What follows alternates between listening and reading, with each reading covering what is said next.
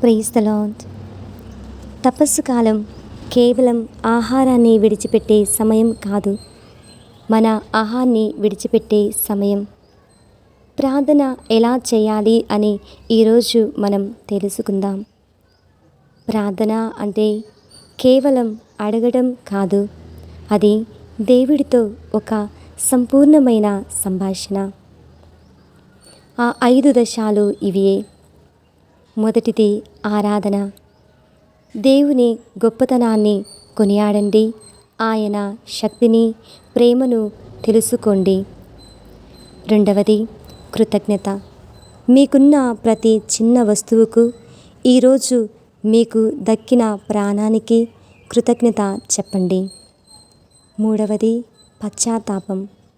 మన వల్ల జరిగిన తప్పులను ఒప్పుకొని మనసును శుద్ధి చేసుకోవటం.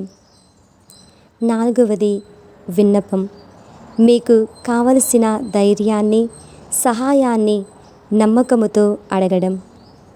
చివరిది నిశ్శబ్దం. అన్నీ చెప్పిన తరువాత కాసేపు మౌనంగా ఉండి దేవుడు ఇచ్చిన శాంతిని అనుభవించండి. ఈ 5 దశలతో మీ ప్రార్థనను మరింత శక్తివంతం చేసుకోండి. దేవుడు మిమ్ము దీవించునుగాక. ఆమేన్.